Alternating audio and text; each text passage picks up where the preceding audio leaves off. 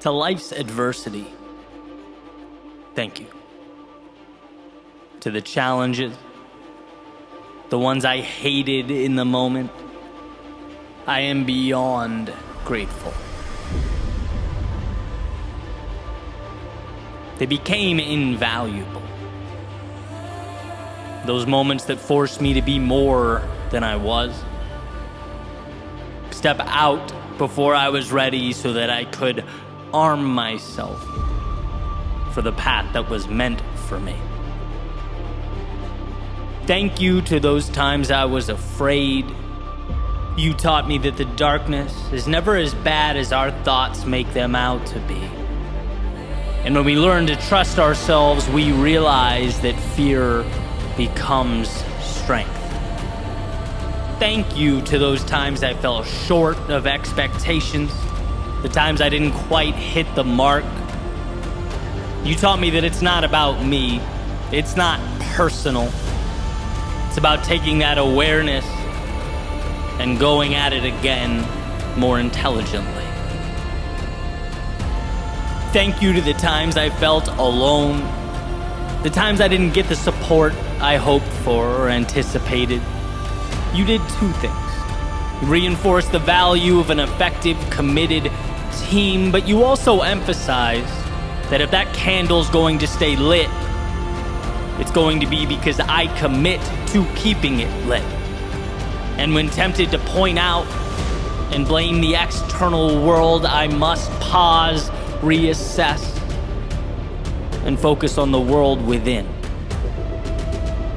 Thank you to those times of stagnation, the valleys of despair, of uncertainty.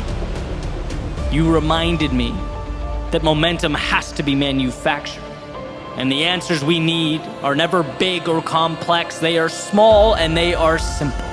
We are always one step away from getting back on track. Thank you to the unexpected setbacks, the from out of nowhere obstacles. You taught me that the trials and the tribulations, they are not the exception, they are the rule. That success isn't running from them, but learning to deal with them. There's a saying that life is 10% what happens to us and 90% how we react to it. Thanks for showing me to allocate my energy to the reaction. Thanks for the times I looked around and couldn't find a conceivable way, the times things seemed helpless and hopeless. You taught me that even in our darkest moments, there is an answer, that I am capable, I am strong enough. And who would have thought that all these things, all these situations I would have loved to run away from were a gift more valuable than any other? Who would have thought that predictability and comfort were wolves in sheep's clothing, that danger is never the obstacle? It's in thinking you've been slighted by life when the obstacle arrives. In reality, every setback is a chance to be more, to step into that future self, to live life. It is from our struggle that we acquire our strength. From our pain, we find just how far we can go. So to these challenges that made me who I am, thank you for the insight, the lessons, and the evolution. Thank you for showing me what no success could ever have shown.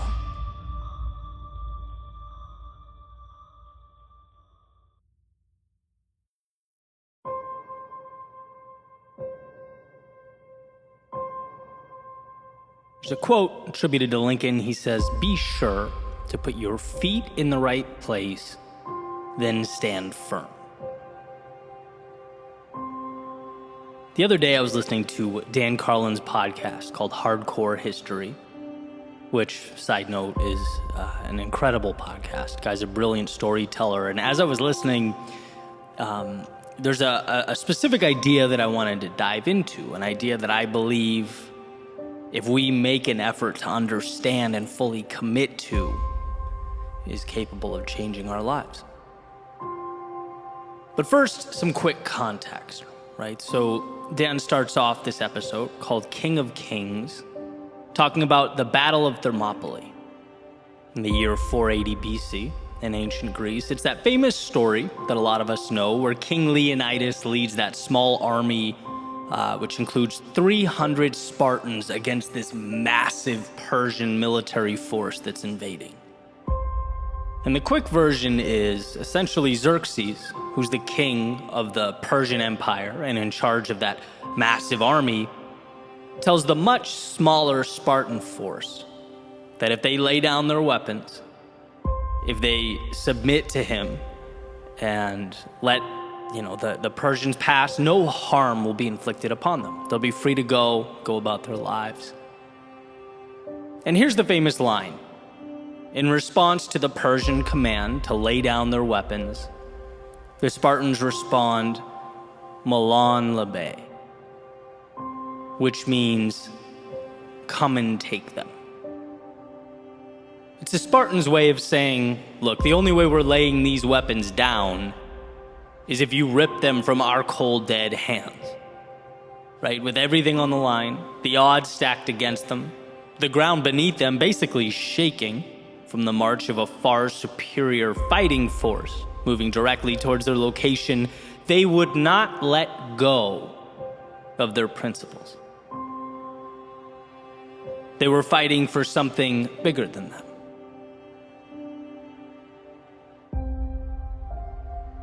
And I couldn't stop thinking about this idea long after I hit pause on the episode. I guess I was awestruck by the power of living life with that type of conviction. Because I know in my soul that's the North Star I should be gravitating towards. We all should. The strength to be unrelenting with regard to that which we care about. The aforementioned quote from Lincoln about finding the right place for our feet and then holding steady. With everything you have, all that you are, holding firm. I just couldn't get that out of my head. And then it came to me that invading force represents so much in our personal lives. So many things. One example being the difficult or adverse circumstances, our trying times. When you're most likely to concede that perhaps you're no bigger than that world around you. Maybe life is a movie and I'm merely the audience. My job is to clap, laugh, gasp, or cry. I'm a cog in a wheel, a line in a script, powerless. In which case, you should be reminded of Viktor Frankl's famous observation that everything can be taken from a man but one thing, the last of the human freedoms, to choose one's attitude in any given set of circumstances, to choose one's own way. In other words, the outside world may change. It may evolve, but it will never have power over how you choose to internalize and view what's happening. That's innately yours. So when the circumstances feel like they demand more than you can give, when they suggest you leave your interpretation of life behind, the correct response is, as the Spartans defiantly said, come and take it. That army could represent a pushback against your values, the pillars of your individual foundation that you feel, amidst all the pressure, tempted to let go of. After all, it's easier to retreat than stand toe-to-toe with others. It's easier to abandon than it is to defend, at least in the short term. But as Victor Hugo writes, you have enemies, good. That means you've stood up for something sometime in your life. The enemies, obviously not being the point. I'm a believer in the conservation of enemy approach to life. Allies just pragmatically get you a lot further, but here's the reality. Anyone who stands for something will undoubtedly create divide. They'll be criticized and condemned. And when one feels the pressure of that criticism, they must understand that it does not invalidate who they are or their worldview. That is yours. You are the only one who can give up or relinquish that control. So as the Spartans said, come and take it. And then lastly, my thoughts went to the little things that make us who we are. Those tiny pieces of ourselves that we, little by little, one by one, over time give away. The concessions that fade into the background as we evolve to fit in so that we don't stand out. As Emerson beautifully put it, to be yourself in a world that is constantly trying to make you something else is the greatest accomplishment. And so that attacking army just might be the universe attempting to mold you to it. Perhaps not all at once, but more like that frog placed in water and put on the stove, with the heat increasing so slowly over time that he doesn't realize the heat will soon overtake him. Externalities do not dictate. They are objects in need of meaning, and you are the architect here. If it means something to you, it's worth holding on to during the difficult times and the easy time. When it's popular and when it's not, there is value within you specific to you, a value that must be nurtured in order to expand. Others can't and won't see that. The world around you may, even with all its complexity, seek to suppress it. But that flame is there. It's there and it's yours. And to anyone or anything looking to extinguish its light, come and take it. After all, what is a life if not one lived on your own terms? The goal is not to simply exist, but to define the plane on which you'll evolve, to devise your own parameters. Be yourself as that world looks to make you something else. So here's to digging deep, to finding within yourself the courage to stand up to the great armies of chaos, conflict, adversity, and their perpetual conquest. To remember how strong you are, how much control you have as you navigate the unknowns and redefine the right nows. Don't let your strength be the thing you give away. Don't let your heart be what gets left behind. Don't let your thoughts become illusions of what could have been if only you'd held on. And look, I'm not saying it's easy. In fact, I know that the meaningful road will necessarily be the one that requires the most of us, that makes us question who we are and where we're going. It will ask that when our minds race with doubt and our knees shake with fear, we find a way to stand regardless, to walk to our demons, look them square in the eye and proclaim that whatever it takes, we are willing to give. That we will fight until there's nothing left, go until we can go no further, and hold with conviction all that matters most.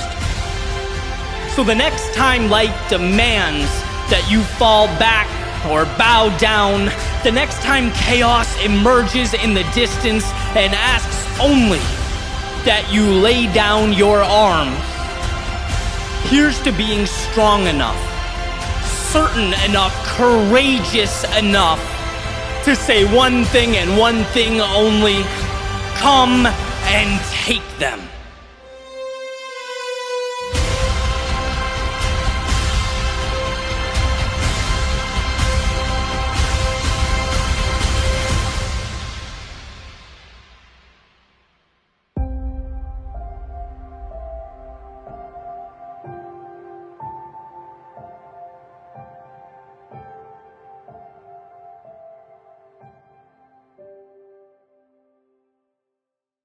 I've been spending a lot of time in nature this summer. And one thing that became quickly apparent when I'm running, hiking, rucking, or filming, food can easily become an afterthought. You either end up paying way too much for something mediocre, or you grab whatever's convenient and just kind of hope for the best. But this summer, I found a different solution that I want to talk to you about, and that's Huel Black Edition. I've talked a little bit about it in the past, getting creative with it, using it for French toast in the morning if I have some time. But it's really been the fuel behind my outdoor summer adventures. It mixes really well with water and milk in about 30 seconds, provides 40 grams of protein, 27 essential vitamins and minerals, no artificial sweeteners, colors, or flavors. And what I like most is that it's not just a drink on top of a meal, it's a complete meal designed to replace one, which makes life a lot easier when I'm traveling or spending the full day out on the trail. And when I'm really in a hurry, I'll grab one of their ready-to-drink bottles, which cost less than $5, which is way better than paying $30 for a meal out on the road. So if that sounds like something you'd use, check out Huel, that's Huel. New customers can get 15% off online with my code Eddie at Huel.com/Eddie. That's Huel.com/Eddie. Thanks to Huel for partnering with and supporting the podcast. I'll never forget listening to Jim Rohn. I was taking a walk in the middle of the day. I needed to get out, decompress, rethink, realign. And this message came through my headphones. He said, "We must all suffer from one of two pains, the pain of discipline or the pain of regret. The difference is discipline weighs ounces while regret weighs tons." And I needed that. I needed that because sometimes we forget why. In the midst of the day-to-day, the trials and tribulations of life, we forget why we endure. And there's a strange dichotomy that exists. Because, you can't measure discomfort that hasn't arrived yet. You can't identify regret that hasn't materialized. Yet in a way, you have to.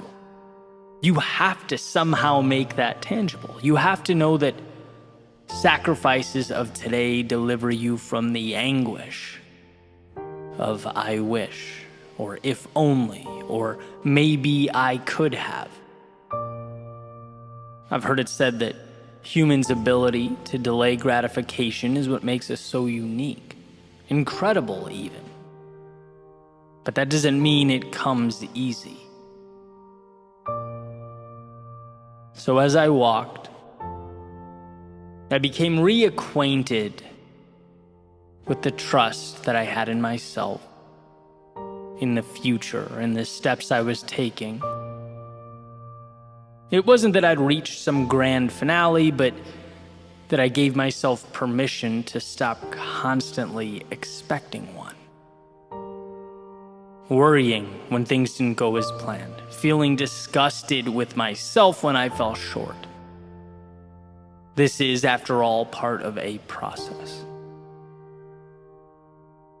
And if one stays the course, builds a foundation of discipline to guide them towards what they believe in, things will evolve. We feel uncertain because new things don't have a precedent, at least not a personal one. And that feeling of, I wish I knew or had some predictability, it's real, it's common. But if minimizing regret is what means the most, then it also means that we must have the discipline to walk steadfast into the unpredictability of tomorrow. A long-term, sustained discipline. In one of my favorite interviews, Bronnie Ware, who wrote the top 5 regrets of the dying, was talking about surrender and how she mentioned in her book, letting go. And I asked her, can you explain that? What's the angle? Because the way I look at life, there's always something you can do. You can always improve your situation somehow. And she basically said, it's not about what you can control, what you can do. It's about putting yourself in position to live the life you want to live, and then letting go of that which you cannot control. It's about not worrying over external forces as you walk your path, because all you can do in life is walk your path. And that became the marker, or the question, am I walking my path? Right, and I look at it like this. First, a vision gives you direction, purpose, keeps you excited, injects meaning into life. Second, discipline keeps you moving, becomes the tiny steps that transport you through your pursuit of meaning. And third, trust in the process. That you are here to give everything you have to give, and then the rest, as Bronnie says, must be surrendered. But the reason I bring this up is because all of it fits together like a puzzle, like 3 pillars of a Parthenon. And when people reach out to me all the time, they're upset that they're not as disciplined as they'd like to be. And they're listening to the speeches, they're watching the videos, they're absorbing the content, trying to improve. But nothing seems to get the engine going. And I'm wondering, what is your North Star? What are you aiming for? Because as far as I'm concerned, it's impossible to be disciplined if you don't have a reason. You know, when Jim Rohn states that the pain is in ounces now, well, there's an implicit compared to what being asked, right? Compared to that top of the mountain that you'd presumably miss out on. So if the mountaintop's not defined, you're on a fool's errand. That's why I had so much trouble with my old career, for example. It's hard to be disciplined. There's no buy-in on the purpose. Using my previous metaphor, it's little steps, sure, but towards what? If you don't know, it's only practical then to look around and ask yourself, why am I taking them? Why not go drink with my friends? Why not stream this series on Netflix until 4 a.m.? Why not skip the workout? You can listen to people on YouTube scream at you to do more and be more and try harder all day, but without that piece, it will not get you very far.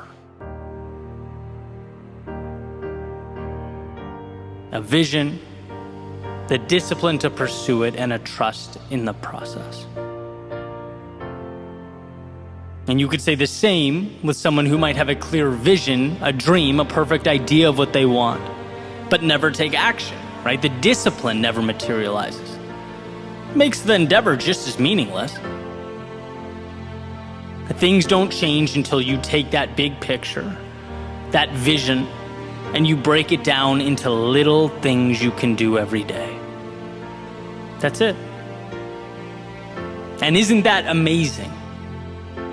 The greatest, most influential people, from the friends and family that inspire us, to the greatest athletes and entertainers, to our greatest thinkers, creators, world leaders, all they do is a handful of things consistently every day in the direction of something that is meaningful to them. A process that has been talked about since the beginning of time. The compound effect, as Darren Hardy calls it. That breakthrough was huge for me. The realization that I don't need to leap any mountain. I just need to ascend one tiny rock at a time, and that is not a superhuman ability, that is a single decision. So here the question isn't, can you be more disciplined? Of course you can. The question is, which few things are most meaningful to you? Which will you be focusing on every day so that they expand and inject value into you and the world? And then, lastly, there is trust. Sometimes the most difficult. Seeing the unseen. Maintaining confidence in that which is unknown. An incredibly challenging expectation in an instantaneous world, a world where things are immediate. Feedback is immediate. Messages are sent across the planet instantaneously. Goods and services arrive within hours. We have forgotten patience because it is disintegrating before our very eyes. We are a society of now. But the best things in life, they take time. They require that we hold up our end of the bargain and that we trust life will fall into place. Belief in a process that will come to mean more than anything that arrives in 30 seconds ever could. A vision, the discipline to pursue it, and a trust in the process. So perhaps you're overdue for your midday walk, your little excursion into the soul, to ask yourself, what is it you are moving towards? Why are you doing what you're doing? Does it mean something? And if not, perhaps some adjustment is in order. Perhaps you've lost sight of that North Star that lights up our lives and illuminates the way. Take solace in the fact that life is not as serious as we make it out to be. We don't live in a world of right and wrong, good and bad, yes and no, but a continuum. An opportunity to seek out and find the beautiful ups and the meaningful downs, to set our sights on the horizons that matter. See, when the little things feel too complex or burdensome, it's because the big things are misaligned. And that is a powerful idea to grasp. It's never that life is too difficult. It's that we have closed our eyes. So don't be fooled by those selling you reality as some problem, some obligation that must be dealt with. No, today is the greatest gift of your lifetime. And the same will be true every day moving forward. And to echo Jim Rohn, absolutely it is a gift comprised of sacrifice, discomfort along the way. But that's a small price to pay for entry to the show, for the ability to embrace the mystery and embark upon the adventure. When you're pointed to the right North Star, well, the road, it feels less treacherous on your feet. The hills less strenuous on your legs. What we often deem to be a lack of preparedness, ability, strength, well, might just be a lack of alignment. So adjust. Because this world, flexible and limitless, invites you to do just that.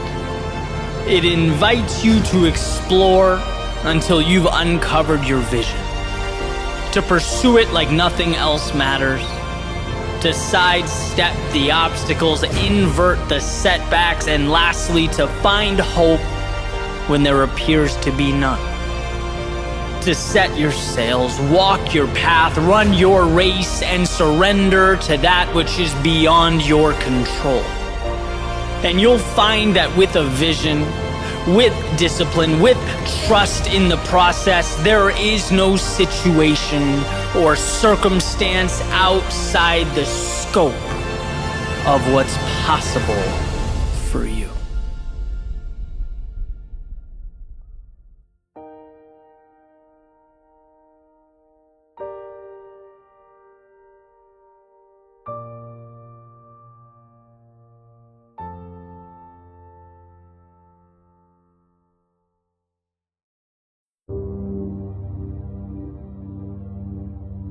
There's a saying that what you water is ultimately what grows. That where you place your attention ends up guiding your feelings, your perception, your actions, and your life. Right? Focus becomes identity. And change comes from bringing awareness to what we're focusing on. I remember when this light bulb went off for me. Like so many epiphanies, what happened during a difficult, kind of a trying time. It wasn't where I wanted to be. And I remember, sitting down and asking myself, dude, are you on your own team here? Are you helping yourself?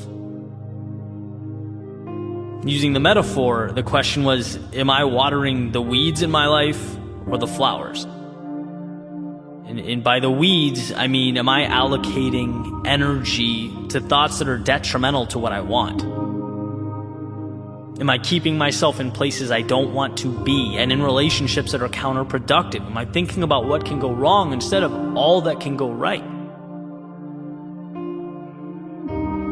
Or am I watering the flowers, the positive, highlighting the possibility, the things I'm appreciative for, the seeds, the potential that can grow a mile high? See, I've always known the value in choosing to see the possibility. But the million-dollar question is, how do you remain aware? Because that's the thing about weeds, they're sneaky. They'll take control of your life without letting you know they're doing it. So I'm thinking this through and it dawns on me, this is not complex. This is simple. It's one, identifying where you want to be, and two, analyzing your actions based on those priorities, right? That's it. And so for every pillar of my life, health, relationships, career, finances, I made 2 dots. One for where I am and one for where I want to be. Everything in the middle is life. The ups, the downs, the joys, the sorrow. Everything in between is the path, the line. And it's simple. You start on point A, knowing that you can always get to point B. That what you want exists, it's there, it's available. And your attention, all of your energy should be allocated to the thoughts that reinforce that truth. That's your path, that's what you believe, that's what's important, and it's going to happen. Anything beyond or outside that line, anything that tells you you're not good enough, anything that accepts not achieving that priority, suggests it won't work out, that is where the weeds live. That is wasted space. Why exhaust that energy? Right? To think, I'm not good enough to get this promotion. How does that help you get to your point B? It doesn't. Eliminate that thought, right? Point B always exists. Just that notion pushes a lot of things to the side. You have to be good enough. You just need improvement. Maybe it's enhanced skills, maybe it's more effort, maybe it's changed approach, but tackling these things will water the flowers. It moves you along the path, and progress is happiness. Right? For me, health is a big thing. I run all the time, but I'd like to be more fit. I'd like to eat healthier. There's room for improvement, and I know it's possible because that is my point B. I know that saying I don't have time, or I don't have the right body type, or genes, or trying to convince myself that fast food just this once will be okay. No, all of that stuff is watering weeds. It exists outside my path. My time should be spent realizing how incredible the human body is, taking care of it, pushing it, being proud of it, taking accountability for it. That's me. I only get one of these things, even if it's just a little at a time. That's the beauty. Simply existing on a path and revolving around your ideals, your vision, your priorities brings about joy. Negativity, it truly is a learned thing. It's manufactured. All there are in life are circumstances. Circumstances that are neither positive nor negative, just pieces. And you decide what to do with them. Do you focus on the negative? You can. But that won't put you in a position to change your circumstances or bring about happiness. When you decide to see the opportunity, you free yourself from the shackles of fate, because destiny never put you in the situation, you did. But guess what? You can take yourself out of it. A field of sunflowers grew one root, one stem, one petal at a time. The same field that was at one point nothing more than dirt and weeds. It was always possible, and so is your ideal life. You just need to water the things that matter.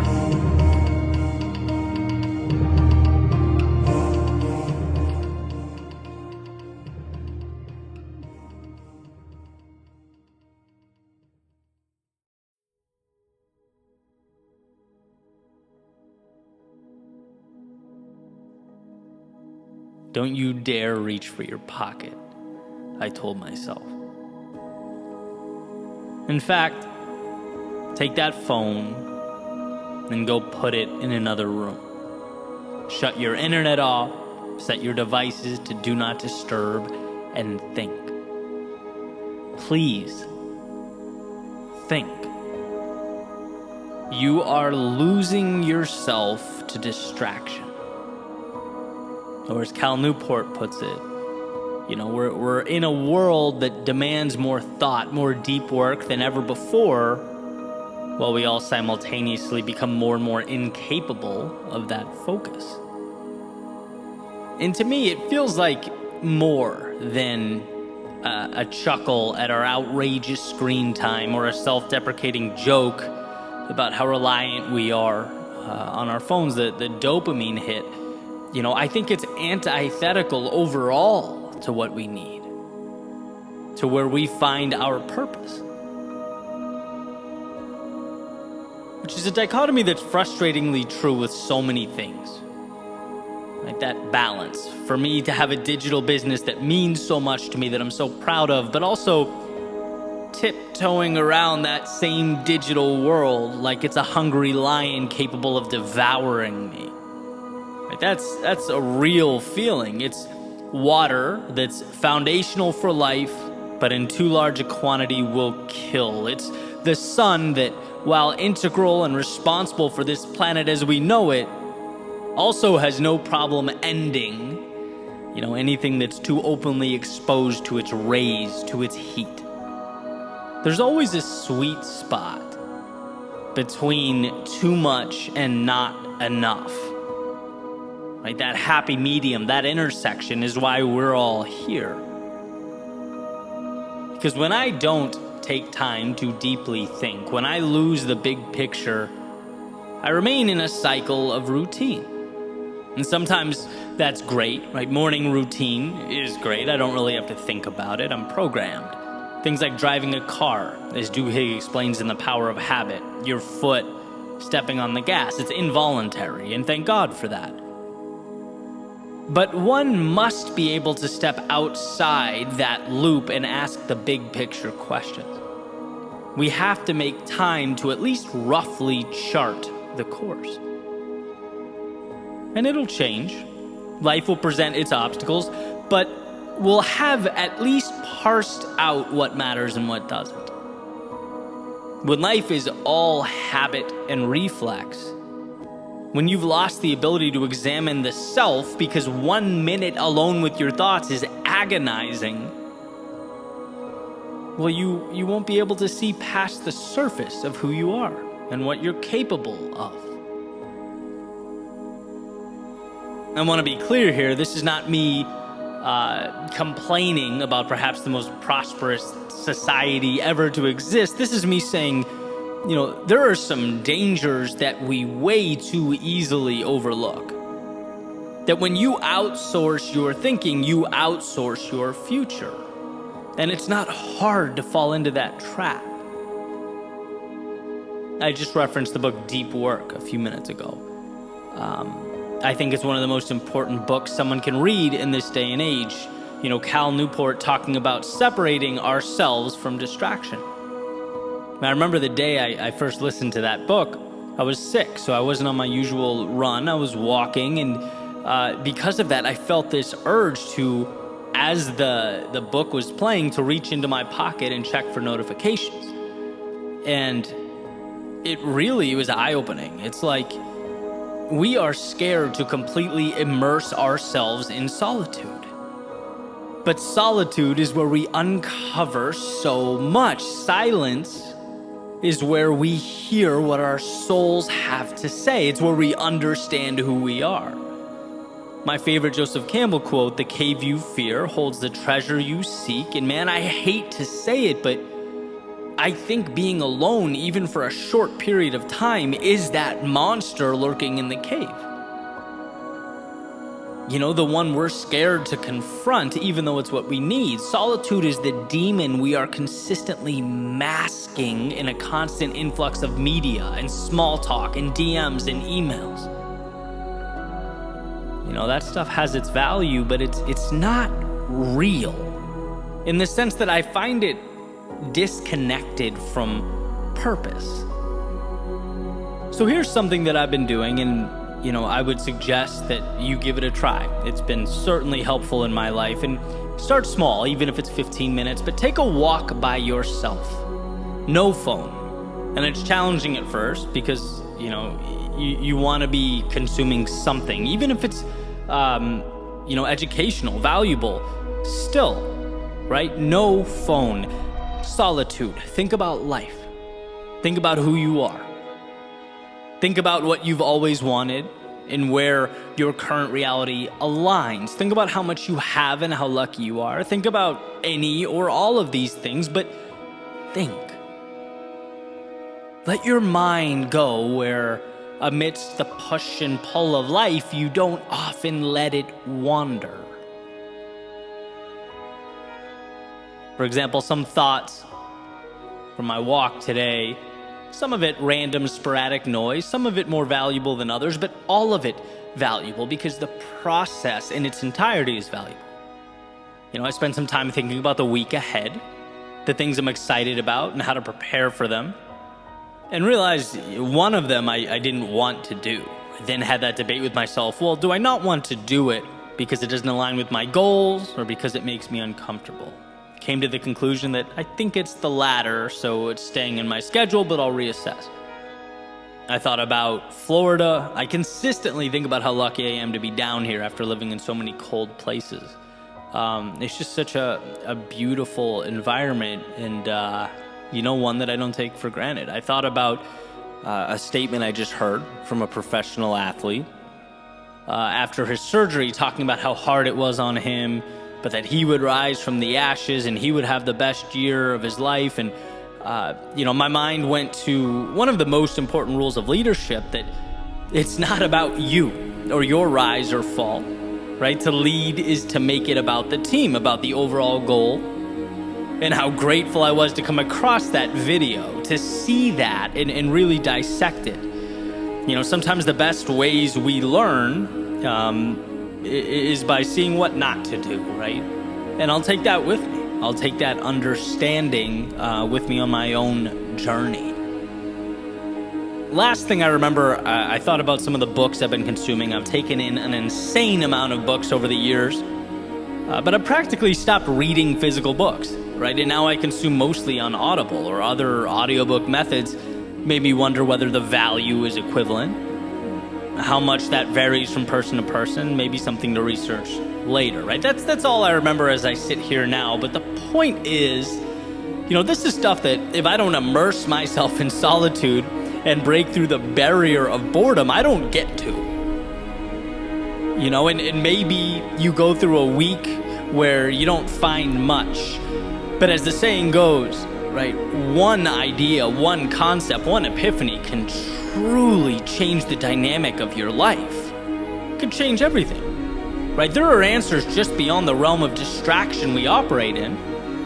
Some of them pertain to trivialities like the audiobooks and the cold front. Some of them pertain to your goals and your development, who you are, where you're going, and how you'll get there. As Newport says, to simply wait and be bored has become a novel experience in modern life. And while his emphasis and focus is primarily on work and creating an environment to be productive, I want to suggest that It's not only our work that needs saving, but ourselves. We can't lose touch with what matters most. We can't become so shallow in our thoughts and our actions that the beauty remains buried away. There is something in you that's untapped, unfinished, raw talent or desire. There are pieces of you that need to be assembled, and if left alone, will wither away, unremarkably, quietly, and probably without your noticing. So my ask is that you think of this as more than, me cheering on long walks. It's not about the walks, right? It's about time alone with yourself and what that opens up for you. It's about recognizing the spaces we need to carve out from the outside world, so that when we re-enter the outside world, we know who we are. We understand where we're headed. We don't go where the wind blows. We are able, as the saying goes, to adjust our sails to get to our destination. All you need is more time with you.